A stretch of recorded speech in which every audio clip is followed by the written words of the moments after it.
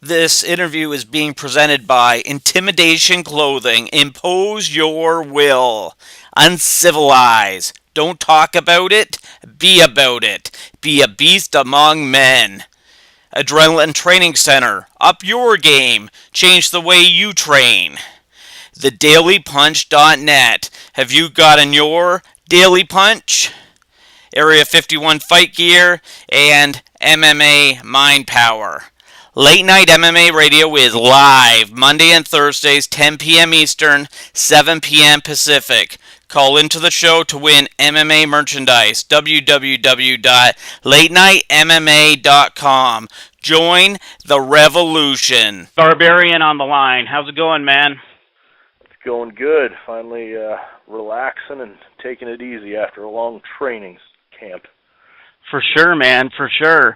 And earlier today I heard you on another radio show, and the guys were talking about when your next scheduled fight is coming up, and you were talking some dates, but you wanted to make sure you had your hunting season in. And they seemed very bewildered by that comment. I know. I find it funny that people haven't caught on that I'm a bit of an outdoorsman and certainly enjoy spending a lot of time in the woods during hunting season. For sure, man. Last time we had you on the show, we got you to tell us a hunting story. But anyways, let's get going here. Need to talk about this historic comeback, man. UFC 144, Yushin Okami. Talk about it.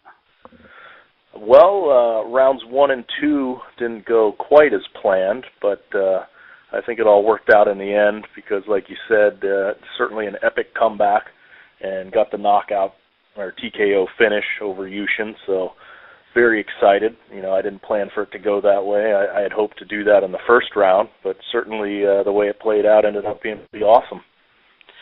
Okay, man, so you're on quite a run right now. You got wins over Grove, Ring, Okami. That's a pretty solid threesome. Rumors abound. A possible Dan Henderson matchup. Would you do it? Absolutely. You know, that's one of the names that popped in my head as soon as the fight was over and people started asking me who I wanted to fight. I said that I would really enjoy that fight. Dan Henderson's a hero of mine, obviously a living legend in the sport, and I think that getting the opportunity to fight him would be huge. But, I've heard that he's not looking to take any middleweight fights at the moment, so I'm not sure if we're going to be able to make that one happen. Right. Now, if he said, Tim, I'll fight you, but it has to be at light heavyweight, would you consider it? I would consider it, but I think I've got a pretty good thing going on at middleweight right now, so I'd agree. I'm probably just going to stay right at middleweight. Okay. How important to you is it to have Matt Hume in your corner? Well, it's super important. Actually, my last two fights, I had Brad Kurtzen, who's also one of the coaches at AMC, and he did a fantastic job of cornering me. Matt was in Japan for my Kendall Grove fight, and then he was, or maybe it was my last fight, I forget. But anyway, he was unable to make it to two of them. Right. We've got great backup, but as long as he's coaching me and coming up with the game plans and working his wizard magic throughout the training camp, I feel really good about my fights. So last Thursday we had Carlos Fedor on the show. He was pretty pumped about your comeback win. He fought on the weekend, didn't go so well. Did you watch the fight? I was unable to watch it, but I heard about it.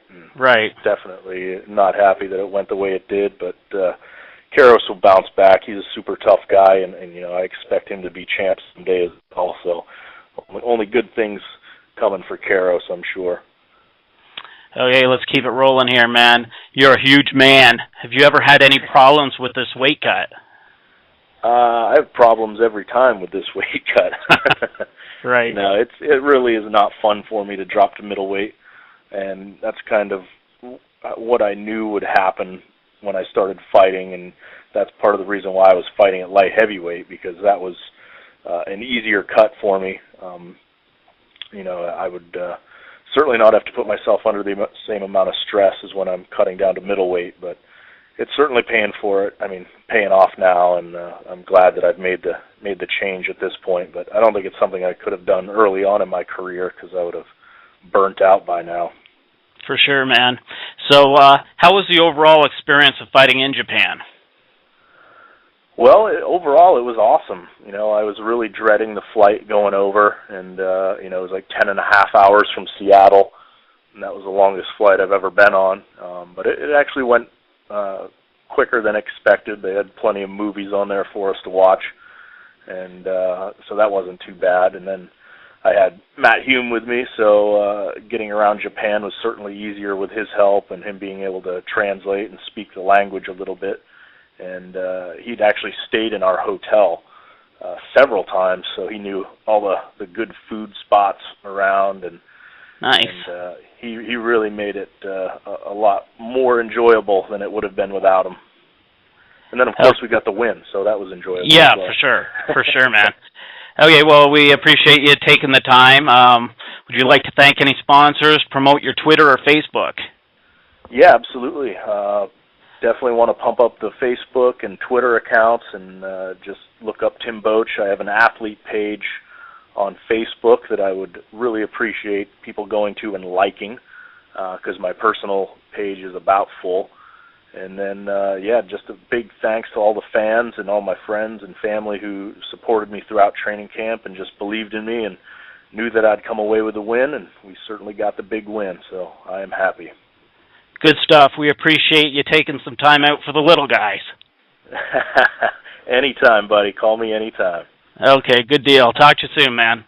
All right, take care. Yep, bye.